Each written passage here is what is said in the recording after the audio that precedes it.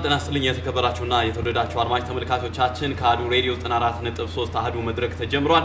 አህዱ መድረክን አዘጋጅቶ በማቅረብ ሊዲያ አበበ፣ ሱራፌል ዘላለም አብረናችሁ ቆይታ እናደርጋለን። የካሜራ ባለሙያዎቻችን እንዲሁም ቴክኒሻኖቻችንም ከኛ ጋር እስከ ፕሮግራማችን ፍጻሜ ድረስ አብረውን ቆይታ የሚያደርጉ ይሆናል። ዛሬ እዚህ ስቱዲዮ ከኛ ጋር ቆይታ የሚያደርጉት ፖለቲከኛው አቶ ጆሃር መሐመድ ናቸው። ከኛ ጋር ቆይታ ለማድረግ ፈቃደኛ ሆነው ተገኝተዋል። አቶ ጆሃር እንኳን ደህና መጡ። አመሰግናለሁ። እንኳን ተገናኘን። ኦሮሞ የሆነ ጠቅላይ ሚኒስትር ስልጣን ላይ ሲወጣ ትግሉን ትቶ ወይም ደግሞ ለትግሉ ያነሳውን ብረትና ሌላ ነገር ትቶ ወደ ቤቱ ገብቷል። ከዛም በኋላም የስልጣን ጥያቄ የሚሆን እኛን አይወክለንም ባይነት አልተንጸባረቀም። ስለዚህ ይሄ የእርሶ ብቻ ሀሳብ አይመስልም? አይደለም። የኦሮሞ ሕዝብ ለምሳሌ ጠቅላይ ሚኒስትር ይሆናሉ ብለን ፕሮፖዝ ያደረግናቸው ወይ ለማ ወይ ገዱ ነበሩ። ገዱ ጠቅላይ ሚኒስትር ቢሆን ኖሮ የኦሮሞ ሕዝብ ተመሳሳይ አቋም ነበር ይዞ የሚሄደው። ትግሉ ይገፋ ነበር፣ ይቀጥል ነው ትግሉ። ልክ ለነኚህ ለአብይ የተሰጠው እድል ለማም ቢመጣ ገዱም ቢመጣ የሚቀጥል ነበረ። ምክንያቱም የኛ መንደርደሪያ ነበረ። የነበረን አማራጭ ኢህአዴግን መጣል ወይ በኢህአዴግ ላይ ጫና አምጥተን ለውጥ እንዲመጣ ማስገደድ። ኢህአዴግን ከጣልን መንግስት፣ ፓርቲና ሀገር አንድ ስለሆኑ የሀገር መፍረስ ሊፈጠር ይችላል። ስለዚህ በኢህአዴግ ላይ ጫና አምጥተን ሪፎርም ማይንድድ የሆኑ ሰዎች ወደፊት እንዲመጡ ነው ያስለሰብነው። በገዱና በለማና ገዱ የሚመራው ኃይል ወደፊት እንዲመጣ ያደረግንበት ምክንያት ይሄ ነው። አላማችን ኦሮሞ የሆነ ሰው ስልጣን ላይ ይውጣ አይደለም። አላማችን የነበረው ከኢህአዴግ ውስጥ ሪፎርም ማይንድድ የሆኑ ግለሰቦች ወደ ዲሞክራሲያዊ ስርዓት ሊያሻግሩ የሚችሉ ግለሰቦች ወደፊት እንዲመጡ ሁኔታዎችን እንፍጠር ነው። ስለዚህ አብይ ወደ ስልጣን ሲመጣ ኦሮሞ ስለሆነ አይደለም የተደገፈው፣ እስረኞችን ከእስር ቤት ስለለቀቀ ነው፣ የፖለቲካ ምህዳሩን ስላሰፋ ነው፣ ሚዲያዎች እንዲንቀሳቀሱ ስላደረገ ነው። ይህ ስለሆነ ነው እንጂ አብይ ያደረገውን ሰው ነገር የወላይታ ሰው የትግራይም ሰው ቢያደርገው ወይም ደግሞ የአማራ ሰው ቢያደርገው ችግር አይልነበረም። ኦሮሞ ስለ ስልጣን ስለመጣ ሳይሆን የነበረው አፈናና ግድያ ሊቆም ይችላል። በተጨባጭ ደግሞ አትሊስት ለመጀመሪያዎቹ 6 ወር እስከ 9 ወር የፖለቲካ ምህዳሩ በመስፋቱ ድጋፍ አግኝቷል። ዛሬም እኮ ኦሮሞ ነው አይደል ስልጣን ላይ ያለው ኦሮሞ ነው፣ አብይ ነው ያለው። ከየትኛውም ክልል የበለጠ ተቃውሞ እየደረሰበት ያለው ሪጀክሽን እየደረሰበት ያለው ኦሮሚያ ክልል ውስጥ ነው። ለምን እርሶ ሲያነሱ እንደነበሩት አቶ ገዱ ወይም አቶ ለማ ስልጣን ላይ ለመውጣታቸው ነው ለጥያቄዎች መነሻ የፈጠረው? አይደለም። አቶ አብይ ስላልታሰቡ ነበር? አይደለም። አብይማ ሰፊ ድጋፍ አገኘ አይደለም? የመጀመሪያው አንድ አመት እኮ በጣም ሰፊ ድጋፍ አገኘ በሁሉም ክልል። ለውጡን መጀመሪያ ይመራሉ ተብሎ ከታሰቡት ጎራ ስላልነበሩ ነው? አይደለም። እሺ ባይታሰቡ እንደኔ ያሉ ሰዎች መጀመሪያ ላይ ልምድ የለውም አልተፈተነም ብለን ተቃውመናል። ስልጣን ላይ ወጥቶ ተጨባጭ ስራዎች መስራት ሲጀምር፣ እስር ቤቶቹን መክፈት ሲጀምር፣ የፖለቲካ ምህዳሩን ማስፋት ሲጀምር፣ ወደ ዲሞክራሲ አሻግራለሁ የሚል ተስፋ መስጠት ሲጀምር ድጋፍ አገኘ። በአብይ ቦታ ደመቀን ብታረጊው ኤኒም ሰው ብታረጊው ያን ካደረገ ድጋፍ ያገኛል። ሰው ወደ መግደል ሲገባ፣ በማዕከላዊ ጎን ሌላ ማዕከላዊ አስከፍቶ ቶርቸር ሲጀምር፣ ሰውን ማፈናቀል ሲጀምር፣ የድሃ ቤት ማቃጠል ሲጀምር ተቃውሞ ቀረበው። በአብይ ቦታ ጀዋርን ብታረጊው፣ ዳውድ ኢብሳን ብታረጊው፣ መረራ ጉዲናን ብታረጊው አብይ አሁን እያደረገ ያለውን ነገር ካደረገ ተቃውሞ ይገጥመዋል። አብይ ደግሞ ይሄን ነገር አቁሞ ወደ መጀመሪያው ቢመለስና የፖለቲካ ምህዳሩ ማስፋት፣ ህዝብን ማዳመጥ፣ ወደ ዲሞክራሲ ሀገር የማሻገር ስራውን ቢቀጥል ደግሞ ተመልሶ ድጋፍ ያገኛል። ስለዚህ ህዝብ የሚፈትነው ማን ነው ስልጣን ላይ ያለው ሳይሆን ምን ሰራልኝ፣ ምን ሰራብኝ፣ ነጻነት ሰጠኝ ወይስ ነጻነት ነፈገኝ፣ አገሬን አለማልኝ ወይስ ዘረፈኝ የሚለው ነው። ከዚህ ቀደም ከነበረው የነጻነት ወይም ደግሞ ከነበረው ስርዓት ጋር ሲወዳደር ግን አሁን ባለው የለውጥ ኃይል ተብሎ ስልጣን ላይ ካለው ጋር ማነጻጸር ሲቻል ህዝቡ ራሱ ይሄንን መናገር አይችልም ማለት ለውጡን ማየት አይችልም፣ ነጻነቱን ማየት አይችልም። ለውጡንማ እኮ ራሱ ነው ያመጣው፣ ያየዋል። ግን አንድ ነገር ብናቆም አይሻልም? እዚህ ሀገር እስከ መቼ ነው ከትላንት ጋር የስርዓትን እያነጻጸርን የምንሄደው? ኢህአዴጎች ወይም ደግሞ በህወሓት ስር የነበረው ኢህአዴግ 27 ዓመት ከደርግ ጋር ራሱን እያነጻጸረ ሄደ። ትዝ የሚለኝ ምን ነበረ? እነ ብርሃኑ ነጋ እስር ቤት በነበሩበት ወቅት የአሁኑ ስርዓት ይሻላል፣ አትሊስት የአሁኑ ስርዓት መጽሐፍ እስር ቤት እንዲጽፉ ይፈቅዳል ብሎ የሚናገሩ አምባሳደር ሰምቼ ነበር። ደርግ ጊዜ መጻፍ አይፈቀድም፣ በኢህአዴግ ጊዜ መጻፍ ይፈቀዳል። ሰው ግን በፖለቲካ አመለካከቱ ማታሰር ቀጠለ። ያንን ከመኮነንና ከመቃወም ይልቅ አንዱ ስርዓት ትንሽ ይሻላል፣ እኛ እኮ የተሻለ ስርዓት አይደለም እየፈለግን ያለ ነው፣ እኛ ህዝቡንና ጊዜውን የሚመጥን ስርዓት ዛሬ ያለውን ትውልድ በኃይለሥላሴ ያለው ትውልድ አይደለም ዛሬ ያለው፣ በደርግ ጊዜ ያለው ትውልድ አይደለም፣ ኢንፋክት በመለስ ጊዜ ያለው ትውልድ አይደለም። የኛ ትውልድ የኛ ጊዜ አሁን ዓለም ባለችበት ደረጃ ላይ ነው መወዳደር ያለብን እንጂ ልክ ትዝ ካላችሁ መለስ ዜናዊ የሚለው ነገር ነበረ። ከኤርትራ ጋር ስንወዳደር ከምን ጋር ስንወዳደር ሁሌ ከታች ያለውን በመጠበቅ መወዳደር አይደለም መሆን ያለበት። ህዝቡ የታገለው ከኢህአዴግ የተሻለ ስርዓት ለመፍጠር ሳይሆን ህዝቡ ራሱን የሚመጥን ፍትሃዊ፣ ዲሞክራሲያዊ፣ ሰላማዊ መንግስት መፍጠር ነው የፈለገው። ያን እያገኘ ነው አያገኘ አይደለም። እያገኘው ነው ብሎ ባሰበበት ወቅት ሙሉ ድጋፍ ሰጣቸው።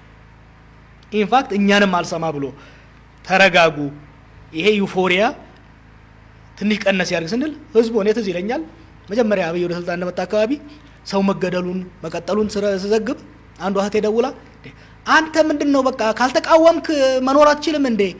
አቦ ተሆና በሰላም እንደመርበት ነው ያለች።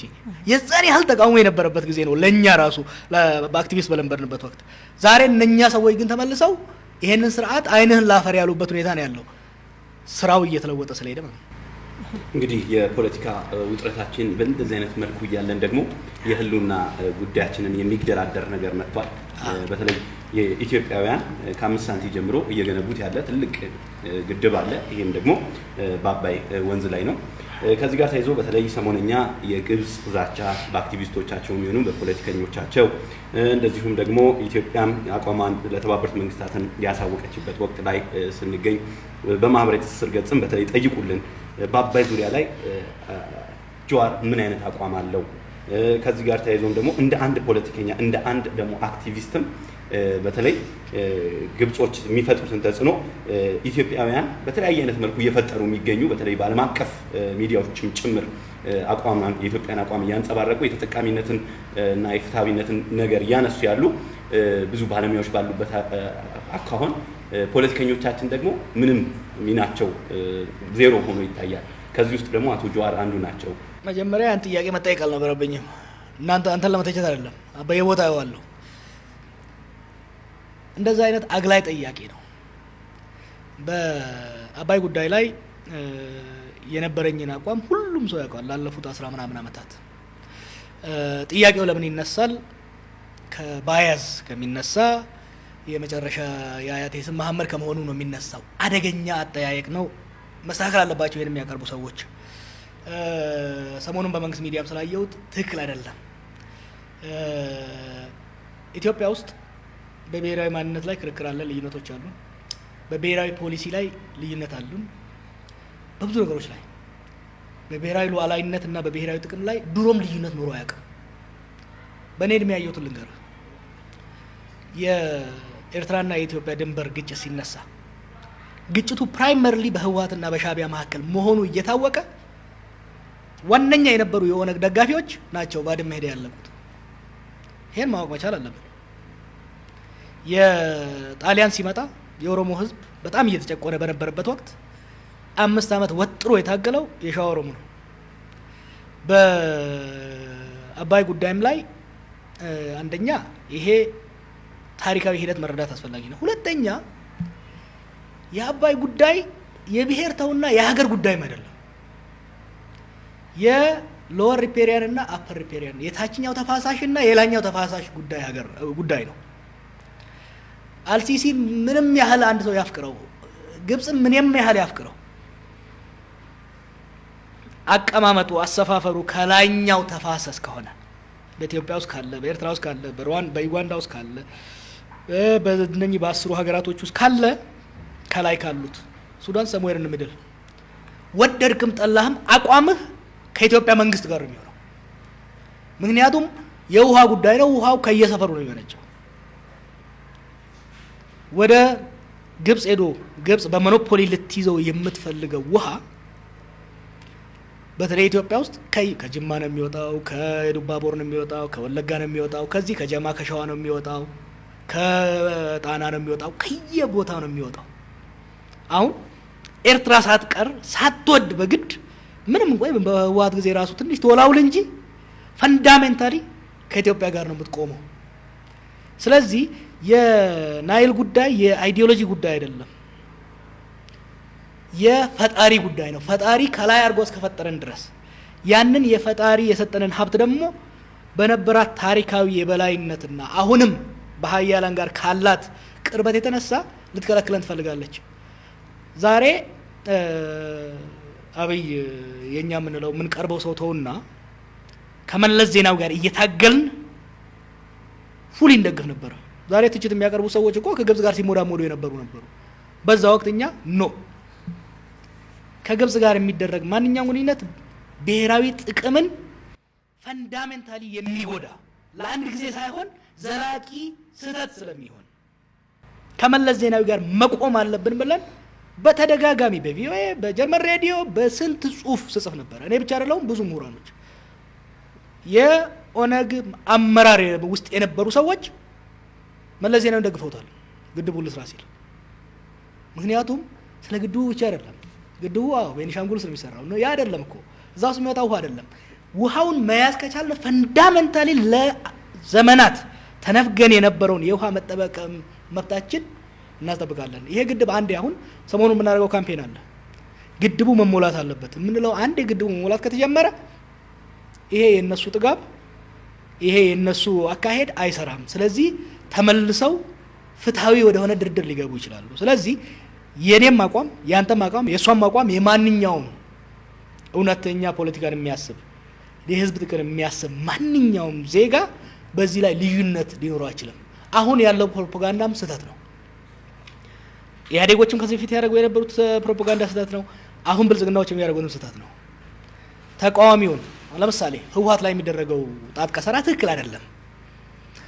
እኔ አንድም የትግራይ ተወላጅ አንድም የህወሓት አባል በግድቡ ጉዳይ ላይ ከግብጽ ጋር ይቆማል የሚል ፍጹም ምንም ቅንጣት ያህል ጥርጣሬ አይኖረኝም። ምክንያቱም ጥቅማቸው ፈንዳሜንታሊ አብይን ይውደዱት ይጥሉት ኢትዮጵያ ላይ ላለው ባለስልጣን ጥቅማቸው የትግራይ ህዝብ ጥቅም ፈንዳሜንታሊ ከኦሮሞ ህዝብ ጥቅም ጋር ነው፣ ከአማራው ህዝብ ጥቅም ጋር ነው፣ ከኢትዮጵያ ጥቅም ጋር ነው። ምክንያቱም ውሃው ከነሱም ጋር የሚመነጨው ከዚህም ነው የሚመነጨው። የግብጽ የበላይነት መቀጠል ትግራይን ይጎዳል፣ ኦሮሚያን ይጎዳል፣ አማራን ይጎዳል። እንደዛ ነው መታየት ያለበት።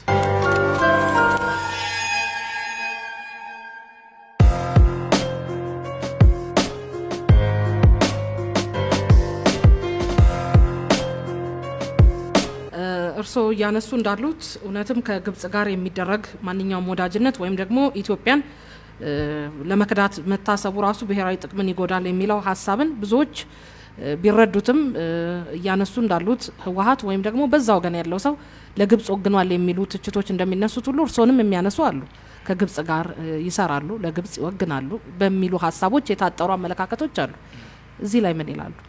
እሱን ከዚህ በፊት የነበሩት ኢህአዴግ የነበሩ ሲገፉት የነበሩት አሁንም አንዳንድ ኃይሎች ሲባሉ እርስዎን ከነዛ ኃይሎች ጎራ የሚከቱ አሉ። መተቸት ያለባቸው እነሱ ናቸው። እንዴት? በኢትዮጵያ ፎሬን ፖሊሲ ላይ ከኢትዮጵያ ፎሬን ፖሊሲ ኮርነርስቶን ውስጥ አንዱ የናይል ጉዳይ ነው። ግልጽ የሆኑ ዘመን ተሻጋሪ አቋሞች አላት ኢትዮጵያ፣ ግብጽም አቋሞች አላት። በሚደረጉ ድርድሮች ውስጥ አሜሪካም ሆነ የዓለም ፋይናንሻል ተቋማት መሳተፍ የለባቸውም። ምክንያቱም ሁሌም ቢሆን ከግብጽ ጋር እንደሚቆሙ ይታወቃል። ህዝባችን መረዳት ያለበት ከአሜሪካ የሚመጣ ከወርልድ ባንክ ከአይኤምኤፍ የሚመጣ እርዳታ ስሙኒ በአባይ ተፋሰስ ላይ ለአንድ ገበሬ ትንሽ ኩሪ ለመስራት አይፈቅዱም። ምክንያቱም ግብጽን ለሚድል ኢስት ፖለቲካ ይፈልጓታል፣ ለስዊዝ ካናል ይፈልጓታል። ከዚህ አንጻር እኛና ግብጽን ፈጽሞ ሊያወዳድሩ አይችሉም። ሁሌም ከግብጽ ጋር ናቸው ደሱ። ይሄ እየታወቀ ነው ጠቅላይ ሚኒስትሩ ራሻ ሄዶ ሶሺ ላይ አሜሪካና ዓለም ባንክ እንደ አደራዳሪነት እንዲገቡ የተፈቀደው ዲፕሎማቶችን ያሳበደው ከፍተኛ ስህተት ዛሬ የመጣንበት ክርክር ውስጥ ጭቅጭቅ ውስጥ ያስገባን የብልጽግናዎች ስህተት ነው። ስህተት ነው። ዛሬ አሜሪካኖቹ ጸጥታ ተቋማቸው የሚዝቱብን ብዙ ሀገራትን ሎቢ ያደረጉ ለምሳሌ ትናንት ወዲያ ሰኞ ዕለት የዩኤን ሴኩሪቲ ካውንስል ስብሰባ ነበር። የአሜሪካኖቹ አቋም ከግብጽ የባሰ ጠንካራ ነበር እኛ ላይ። ይሄን አያረጉትም ነበር ወደ ድርድር ባናስገባቸው። ወደ ድርድር ስላስገባናቸው ደግሞም እነሱም የገቡት ለግብጽ ብለው ብቻ አይደለም። የእስራኤልና ፓለስታይንን ጉዳይ ከዚህ ጋር አያይዘው ስላቀረቡት ትራምፕ ደግሞ ለመመረጥ ያን ጉዳይ መፍታት እንደ አንድ አጀንዳ ይዞ ስለመጣ ዛሬ ትግላችን ከግብጽ ጋር አልሆነም። ዛሬ ትግላችን ከአሜሪካኖቹ ጋር ሆነ። ትዊተር ላይ ደጋግሜ እንደምጽፈው የኛ ችግር ግብጾች አይደሉም። አሁን እኛን እየተጫኑ ብሔራዊ ጥቅማችንን ለመሸራረፍ እየሞከሩ ያሉት አሜሪካኖቹና ምዕራባውያኑ የፋይናንሻል ኢንስቲትዩሽኖቹ ናቸው። ይሄንን ደግሞ በገዛ እጃችን የሰራ ነው። ክርክሩ መሆን ያለበት ያን ስህተት መፈጸም አልነበረባቸው። ከዛ ስህተት መታረም አለባቸው። ትችት መቅረብ ያለበት ለመሰለሽ እኛ ላይ ጣት የሚያቀርቡት ወደኛ ከዚህ በፊት የነበሩ ባያዞችን እየተጠቀሙ እኛ ላይ ጣት የሚቀርጹት ዝም ሊያስብሉን ያን ስህተት እንዳንናገር። በነገራችን ላይ አሁንም ሄደው እንዳይፈርሙ ነው የምፈራው። ህዝቡ መንቃት ያለበትና መከራከር ያለበት ግፊት ማድረግ ያለበት እና ሐምሌ ላይ ውሃው መሞላት መቻል አለበት። ሐምሌ ላይ ውሃው መሞላት ከተጀመረ በኋላ ከግብጽ ያለን ድርድር እንዳለ ይለወጣል። ግብጾቹም አሜሪካኖቹም እየተቀበዘበዙ እየሄዱ ያሉት አንድ የውሃውን መሙላት ከጀመርን ጌሙ እንደሚለወጥ ስለሚያውቁ ነው። የኛ አቋም ይሄ ነው። የማንኛውም አቋም ይሄ ነው። ስህተት ተፈጽሟል በመንግስት። ይሄንን ስህተት አምነው በመውሰድ ከኛም ጋር ከሁሉም ጋር አብሮ ተባብሮ ከመስራት ይልቅ አሁን እኮ we are being diplomatically defeated በፒአር ዲፊትድ ሆነናል እኮ አሁን። ምክንያቱም ካድሬዎቹ የካድሬ ስብስብ ነው መንግስት ላይ ያለው። ካድሬዎቹ ምሁራንን አያቀርቡም። ምሁራንን የሚያቀርቡ ከሆነ ለነሱ የሚያጨበጭቡትን ብቻ ነው ማቅረብ የሚፈልጉት። ዲያስፖራውን በጣም ማሳተፍ ያስፈልግ ነበረ።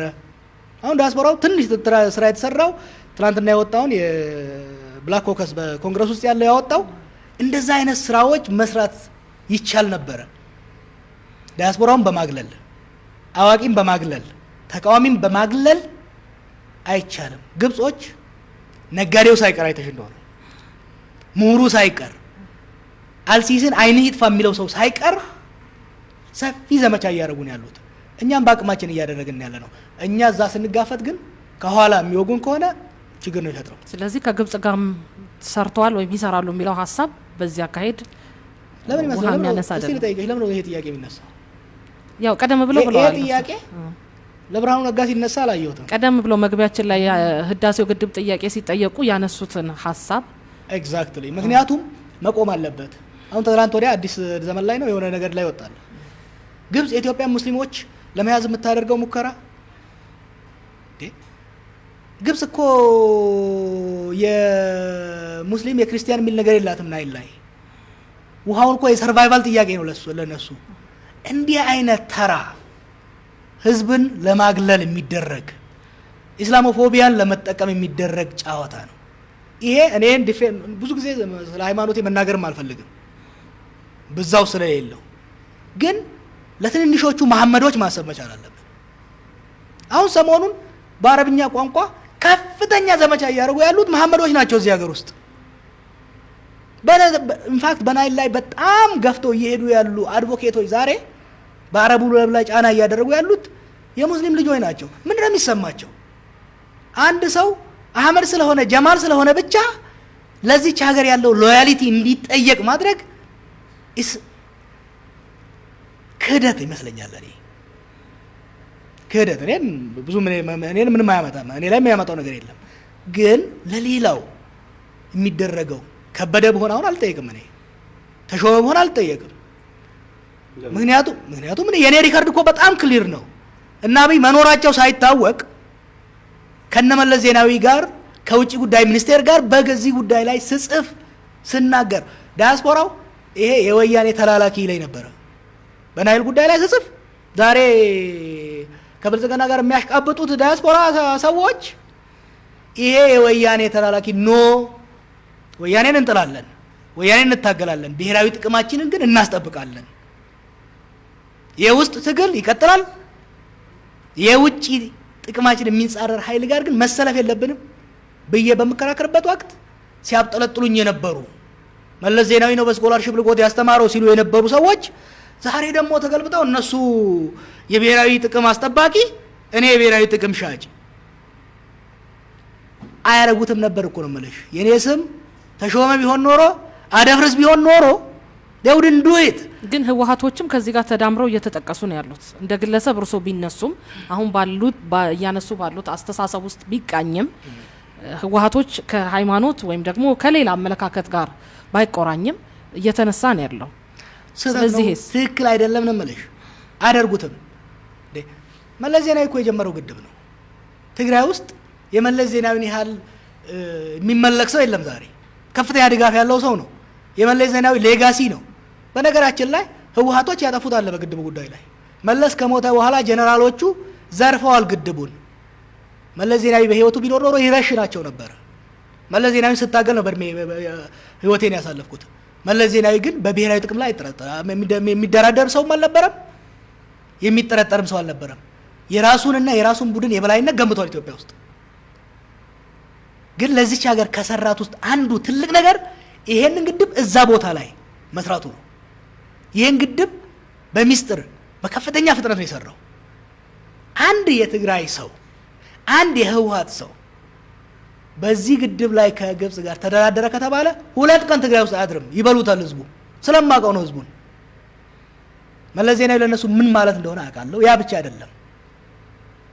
የትግራይ ህዝብ በብሔራዊ ጥቅም ላይ የሚደራደር ህዝብ አይደለም። ዛሬ ከህወሓቶች ጋር የሚያከራክርን ብዙ ነገር አለ። ህወሓቶች ግን በግድቡ ጉዳይ ላይ አይናቸውን ለአንድ ጊዜ እንኳን ቢጨፈኑ 2 ቀን ትግራይ ውስጥ ማድረግ አይችሉም። ይሄን ያውቁታል። they are not going to compromise። ይሄ ተራ ፕሮፓጋንዳ ነው። ከህወሓቶች ስንጠላ የነበረው ከኢህአዴጎች ስንጠላ የነበረውን ዛሬ መልሰን ደግሞ እኛው መሳሪያ አድርገን እነሱ ላይ የምንዘምትበት አያዋጣም። ያ ብቻ አይደለም። መጠንቀቅ ያለብን አንዳንዴ ነገሮች ተገፍተው ወደ ጦርነት የሚሄዱ ከሆነ የምንፈራው ነገር እውነት የሚሆንበት እድል ሊፈጠር ይችላል። ስለዚህ ማግለል አይደለም የሚያስፈልገው።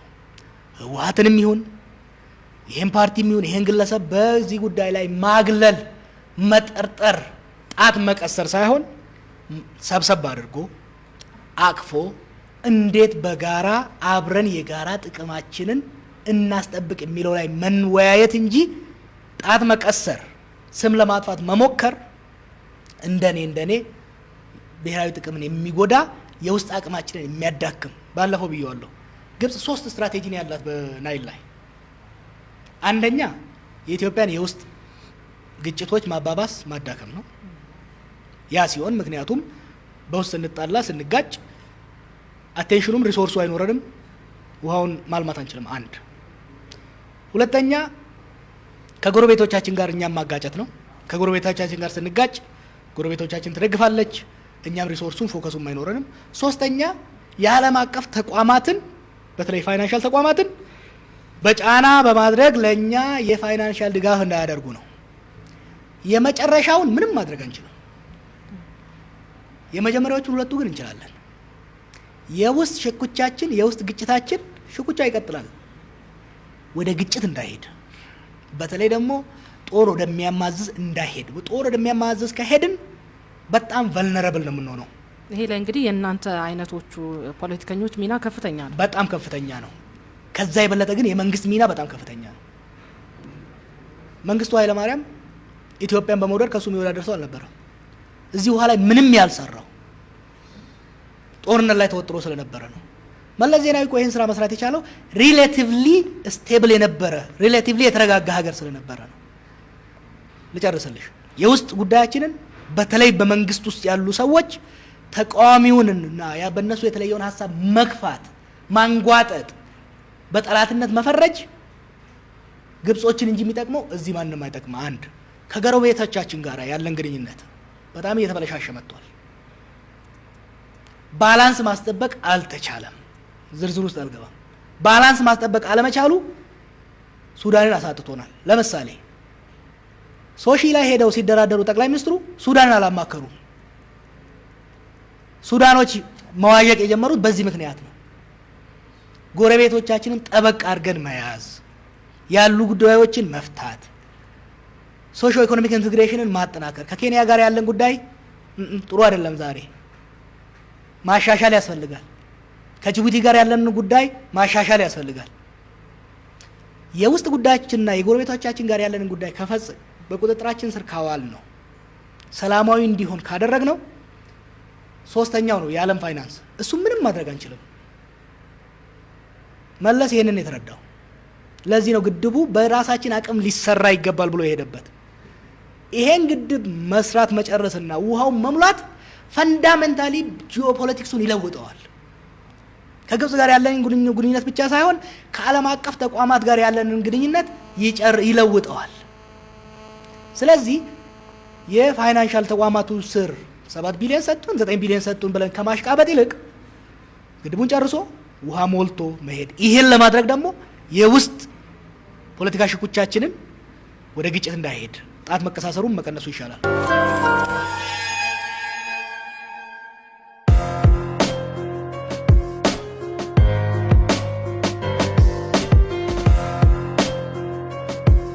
ወደ መስከረም 30 ልምጣና በተለይ መስከረም 30 የመንግስት ስልጣን ያበቃል በሚል እና የእናንተም እንደ ዛቻ የተቆጠረበት የመንግስት እርምጃ ወስዳለው እንደዚሁም የምርጫ መራዘምና የምክር ቤቶቹ የስራ ጊዜ መራዘም እንዴት ይመለከቱታል?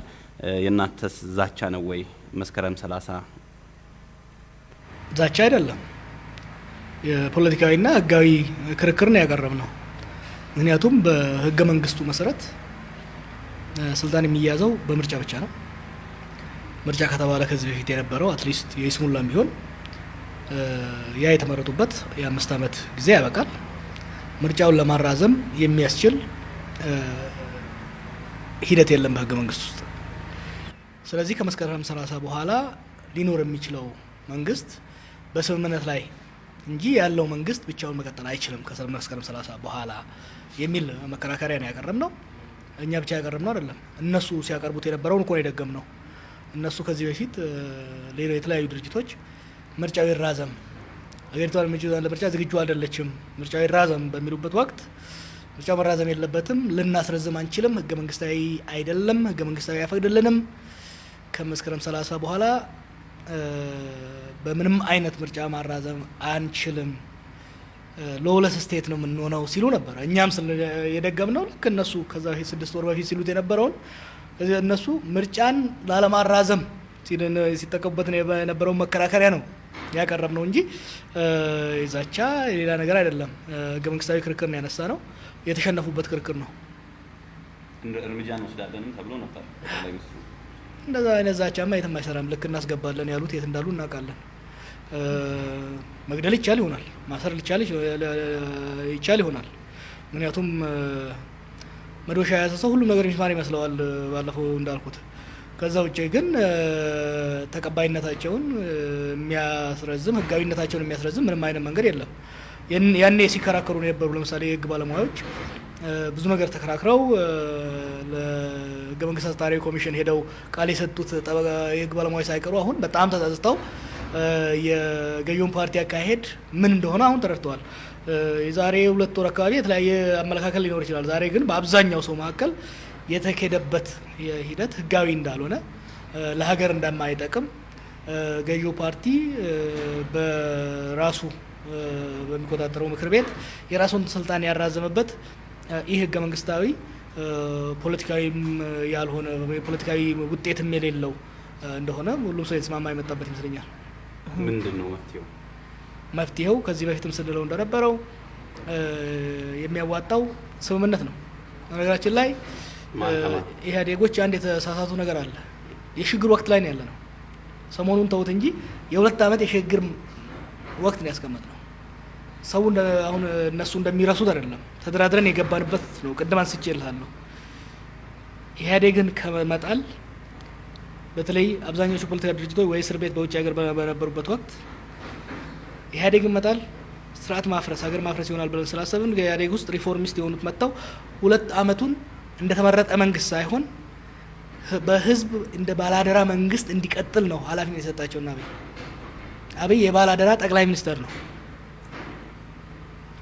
የእሱ አደራ አምባገነናዊ ስርዓትን አፍርሶ ዲሞክራሲ ስርዓት እንዲገነባ የቅብሎች ዱላውን የሰጠውን ህዝብ ያንን አደራ ማሻገር ነው። ከዚህ አንፃር ለዛ ደግሞ ሀገር ለማሻገር ደግሞ አንድ ግለሰብ ሀገር ማሻገር አይችልም፣ አንድ ፓርቲም አይችልም።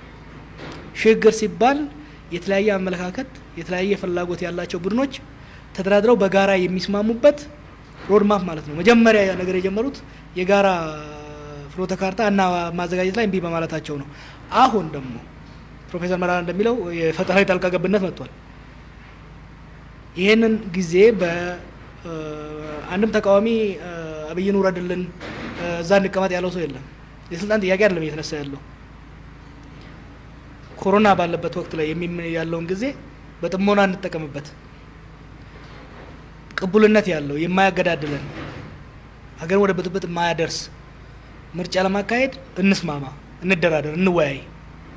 በዛ ወቅት መንግስት እንዴት ይተዳደር የሚለውን ተወያይተን እንስማማበት።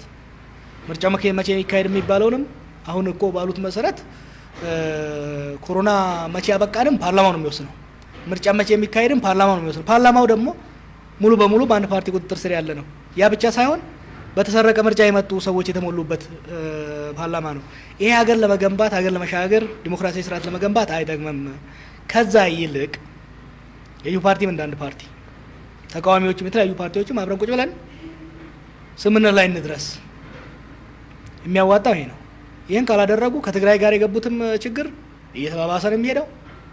በሌሎች ክልሎችም ያለው የቅቡልነታቸው እየባሰ ነው የሚሄደው።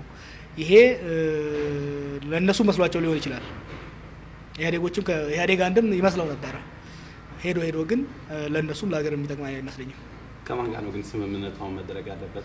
ስምምነት ነው የፖለቲካ ኃይሎች አሉ፣ የፖለቲካ ድርጅቶች አሉ እዚህ ሀገር ውስጥ ፖለቲካ ለማካሄድ ልክ ቢዝነስ እንደማካሄድ ፖለቲካ ለማካሄድ እነዚህ መስፈርቱን አሟልተው ለምርጫ ሲዘጋጁ የነበሩ ፖለቲካ ድርጅቶች ምክንያቱም ስለ ምርጫ ስለሆነ ምርጫ ፕራይመሪሊ የፖለቲካ ፓርቲዎች ፉክክር የሚካሄድበት ፕሮሰስ ስለሆነ በዛ ላይ መስማማት ያስፈልጋል።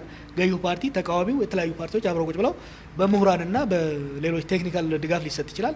እዛ ላይ አድርገው ማካሄድ ይችላል። ቴክኒካሊቲው ብዙ ነገር ልንዋይ እንችላለን። ለምሳሌ ከዚህ ፕሮፖዝ ያደረኩት አለ። ገዢው ፓርቲ እንደ ፓርቲ ተቀምጦ ግን በህገ መንግስቱ አንዳንድ ክፍተቶች አሉ። ለምሳሌ የሀገሪቱ ርዕሰ ብሔር የፓርቲ አባል አይደሉም፣ መሆንም አይችሉም። ፓርቲና ፓርቲዛን ናቸው። ርዕሰ ብሔሩ ፕሬዚደንት ማለት ነው።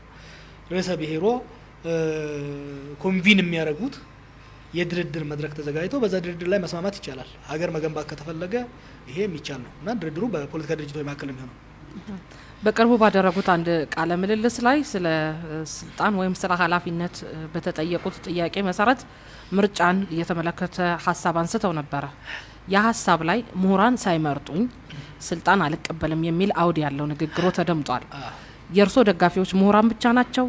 አርሶ አደር፣ ወጣቱ ለድጋፍ የሚወጣሉት ለተቃውሞም የሚሰለፈው ብዙሀን አሉ።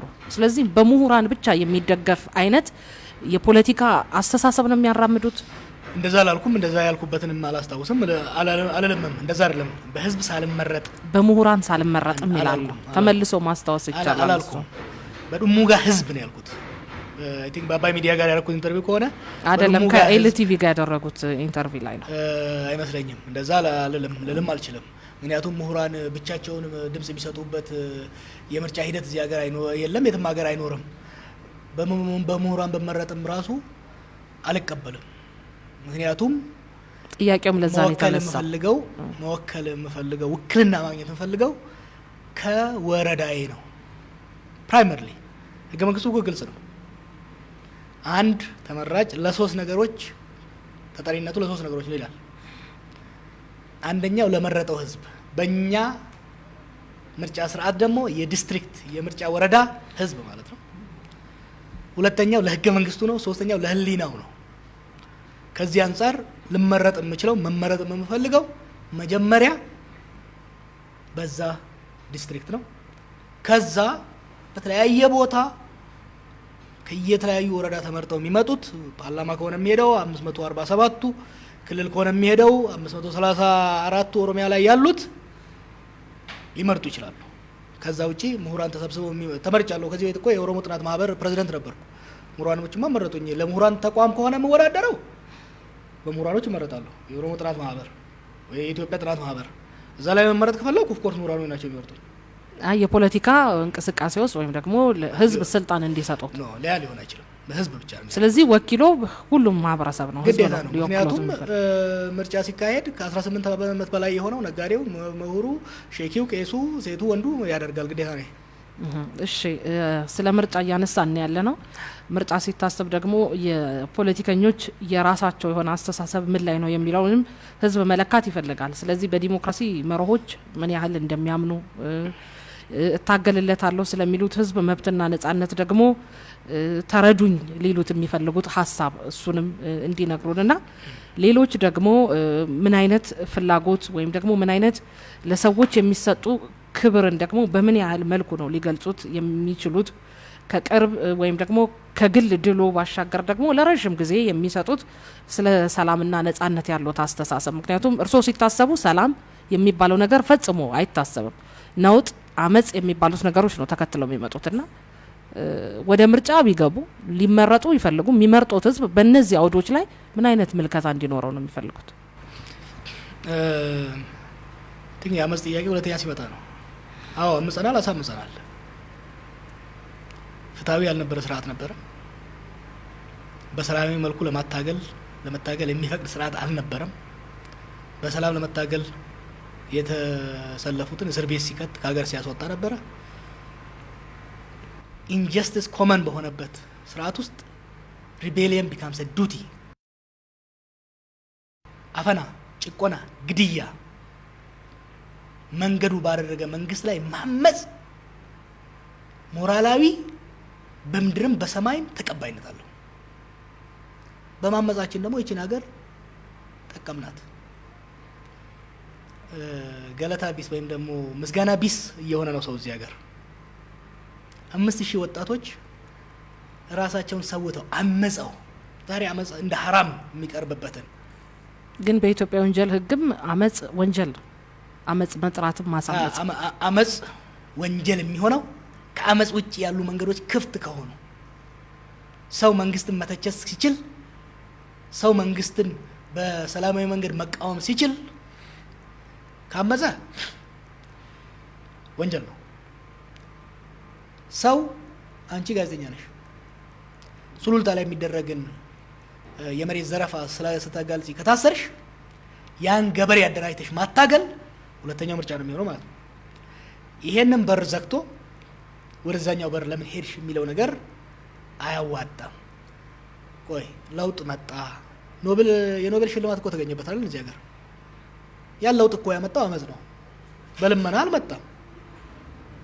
አልቀንበት እኮ ነው፣ ቆስለንበት፣ 5000 ሰው ሰውተንበት፣ 23000 ሰው አቁስለንበት፣ አመጸን፣ አሳምጸን እስከ አፍንጫው የታከለውን ያጋዚ አንበርክከን፣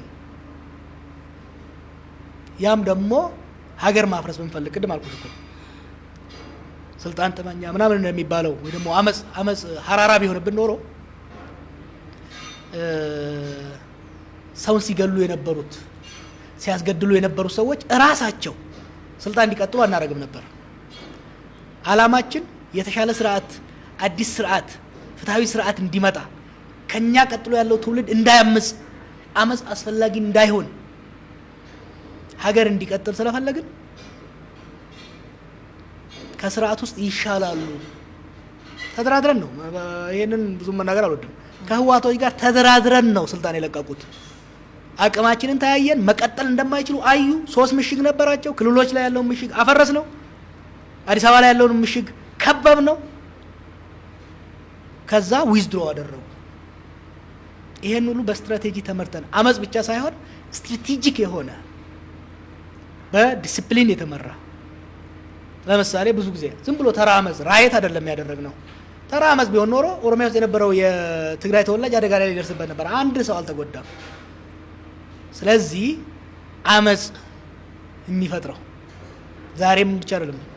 60ዎች ውስጥ የኢትዮጵያ ተማሪዎች ያመጹት የፖለቲካ ምህዳሩን በመዝጋት ከአመጽ ውጭ ያሉ የፖለቲካ መታገያ መስመሮች ሲዘጉ ሰው ወደ አመጽ ይሄዳል።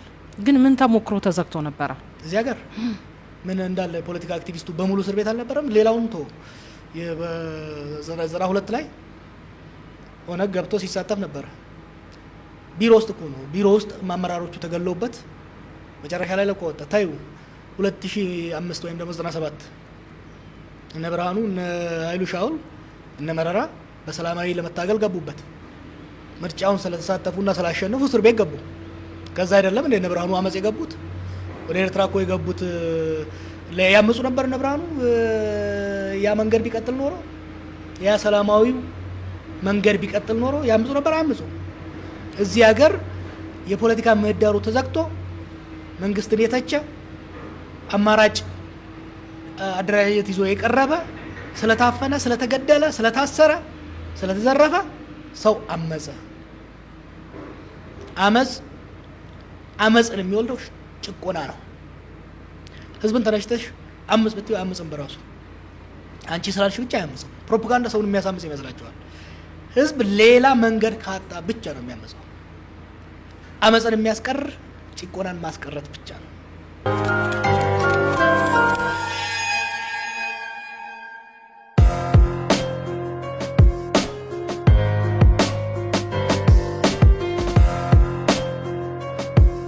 ግን በነዛ አመጾች መካከል የህይወት መስዋዕትነት ተከፍሏል። ስለዚህ እነዛ የተከፈሉ የህይወት መስዋዕትነቶች ወይም ያለፉ ዜጎች የፈሰሰው ደም ትክክለኛውን ዋጋውን አግኝቷል። የተከፈለለትን ዋጋ ያህል ውጤቱ በዛ ደረጃ የሚለካ ነው። ለምን ታገልን፣ ለምን አመጽን ብለው ጠይቀው አያውቁም? እርሶ ራስዎን አንድ ቀንም ጠይቄ አላውቅም። ትክክለኛ ነበር። ባናምጽ ኖሮ ዛሬም ልክ እናስገባቸዋለን ያሉ ሰዎች ልክ እያስገቡን ይቀጥሉ ነበር። ከመንግስቱ ነዋይ ዘመን ጀምሮ ወጣቶች እዚህ ሀገር አምጸዋል። ፍትሃዊ፣ ዲሞክራሲያዊ፣ ሰላማዊ ስርዓት፣ ህዝባዊ ስርዓት ለመገንባት አምጸዋል። ትክክለኛ ነበረ።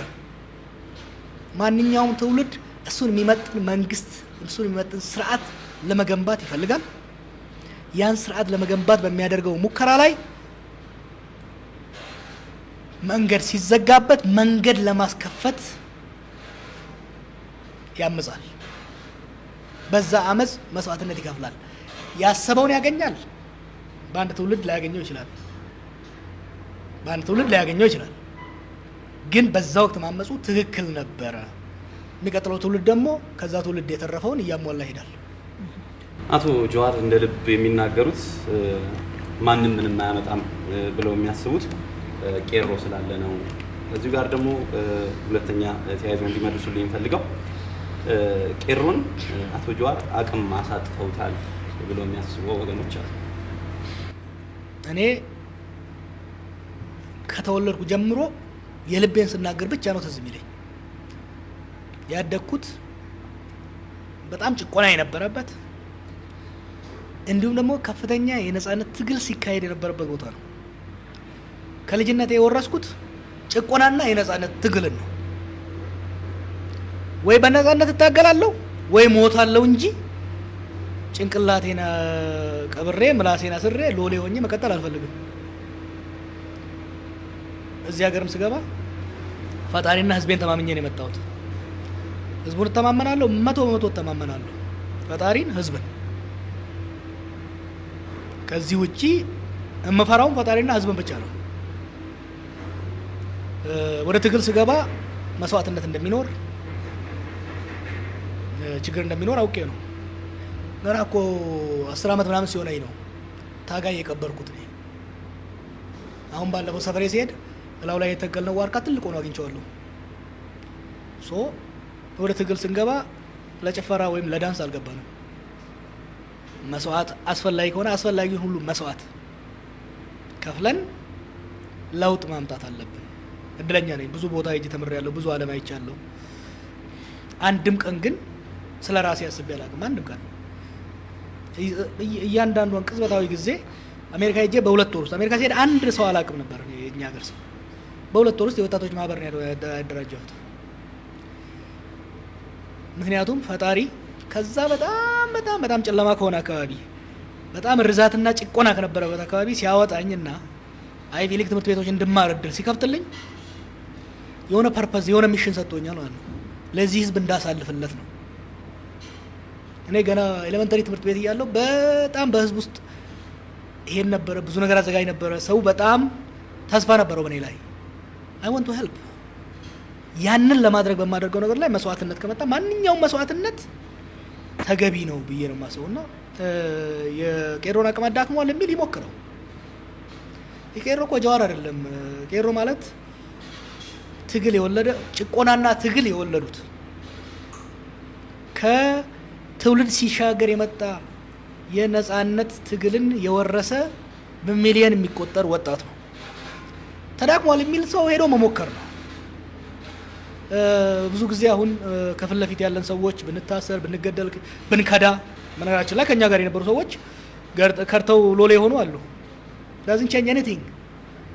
ዛሬ እኔ ከድቼ ብልጽግና በጫወት ትግሉ ይቀጥላል፣ ጭቆናው እስከቀጠለ ድረስ። ስለዚህ እኔ ቄሮ ተዳክሟል የሚለው አይ ቲንክ የተሳሳተ ይመስለኛል። የበለጠ ተጠናክሯል አሁን። ምክንያቱም ትግልን አይቶታል፣ ድልን አይቶታል፣ ድል ሲቀለበስም አይቶታል። ያ ብቻ አይደለም፣ ላለፉት 6 ዓመታት ስርዓትን እንዴት መታገል እንደሚችል በብልሃትና በስልት እንዴት መታገል እንደሚችል ከፍተኛ የሆነ ክህሎትን አዳብሯል። ስለዚህ ተዳክሟል የሚል ላዳክመው ብል ራሱ ላዳክመው አልችልም። ምክንያቱም እኔ አልፈጠርኩትም። እኔ እኮ አንድ ታላቅ ወንድማቸው ባለኝ እውቀት ስትራቴጂ ከምሰጥ ሰው ያለፈ አይደለሁም። ስለዚህ እንደዛ የሚያስቡት የቄሮን አደረጃጀትና አላማ በደንብ ስላልተረዱ ነው። እንደው ተቋማዊ መሆን አለበት ብዙ ጊዜ ሲነገር እንሰማለን። በተለይ ቄሮ ዝም ብሎ ብቻ የሆነ ሚሽን ሲሰጠው ያንን ሚሽን ብቻ አሳክቶ የሚመለስ መሆን የለበትም፣ ተቋማዊ አደረጃጀት ሊኖረው ይገባል የሚሉ ነገሮች ይነሳሉ። ቄሮ ሶሻል ሙቭመንት ነው፣ የፖለቲካ ድርጅት አይደለም። የጓድ ሊቀመንበር የሚመራ አይደለም። ከሁለት ነገር ነው የሚነሳው ይሄ ጥያቄ።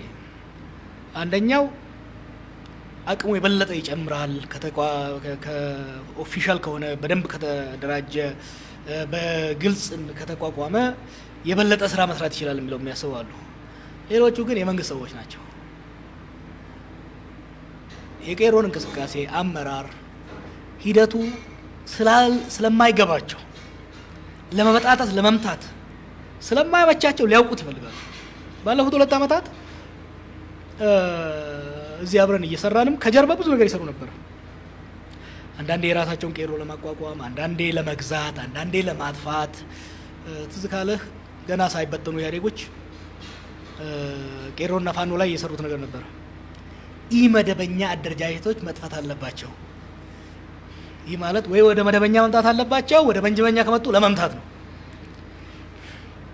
አማራ ክልል ላይ ትንሽ የተሳካላቸው ነገር አለ። ምክንያቱም ኦፊሻልና ለማደራጀት የተሄደበት ሂደት ፋይናሊ በአምናው ክስተት የተነሳ ብዙዎቹን ሊጎዷቸው ችለዋል። ኦሮሚያ ላይ እሱን አልቻሉትም። ምክንያቱም አንደኛ ሶሻል ሙቭመንት ነው።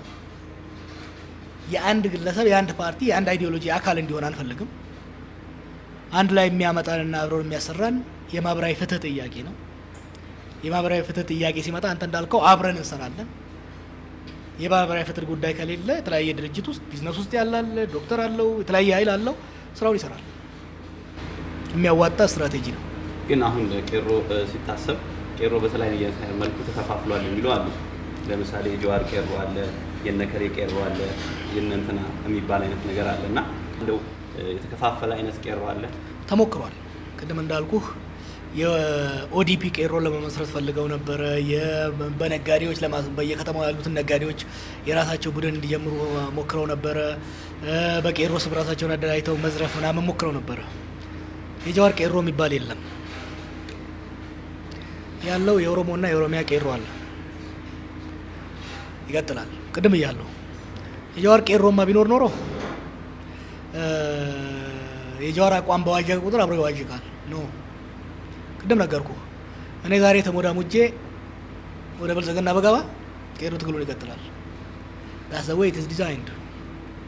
ስለዚህ የተከፋፍሏል የሚለው አይከፋፈልም። ምክንያቱም አንድ የሚያደርገው ጭቆናና ለነጻነት ለማህበራዊ ፍትህ ያለው አቋም ነው።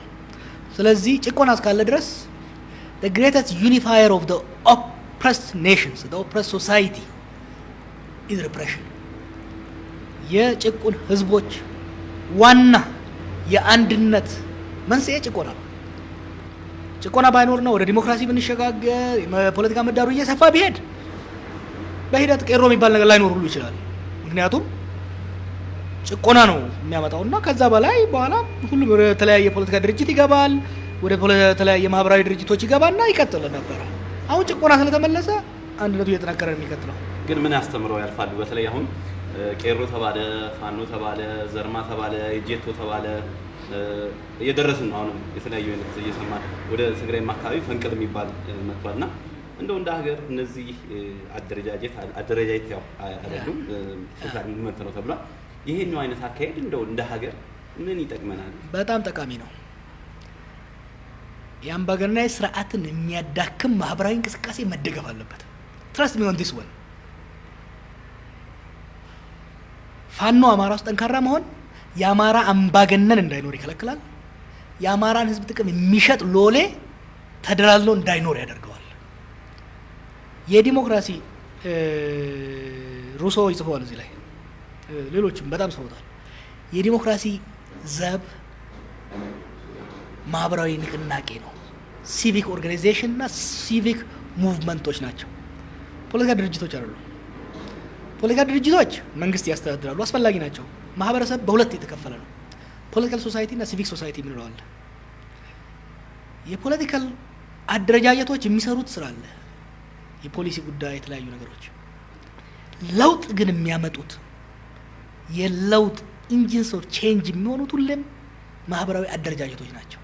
ኢትዮጵያኖች እድለኞች ነን ብሎ ማሰብ መቻል አለባቸው። ወጣቶች በዚህ መልኩ ተደራጅተው ለምሳሌ የሲዳማ ክልልነት ያለ ጄቶ እንቅስቃሴ አይታሰብም። የአማራ ህዝብ የኢትዮጵያን ፖለቲካ እየለወጠ የመጣው የአማራ ህዝብ እንቅስቃሴ አማራ ነን መብታችን መከበር አለበት የሚለው ያለ ፋኖ እንቅስቃሴ ከዛ ወደ ከአብን ጋርም ቢሆን አይታሰብም። ሶሻል ሙቭመንትስ አር ኢንጂንስ ኤንድ ካታሊስትስ ኦፍ ቼንጅ። ከዚህ አንጻር እነዚህ ነገሮች መምጣት ኔጌቲቭ የላቸውም ማለት አይደለም። ለዚህ ነው የሲቪክ ሶሳይቲ እና ፖለቲካል ሶሳይቲ አብሮ መኖር ያለበት። እኛ በሲቪክ ሶሳይቲ በሶሻል ሙቭመንት በማህበራዊ እንቅስቃሴ ለውጥ አንስተን መጨረሻ ላይ ቅድም እንዳልኩ የፖለቲካል ማህበረሰብ በፖለቲካ የደራጀው ስልጣን ይዞ እንዲቀጥል ያልንበት ምክንያት አለ። ሁለቱም መኖር አለበት። የፖለቲካ አደረጃጀቶቻችን እየጠነከሩ እየበሰሉ መሄድ መቻል አለባቸው።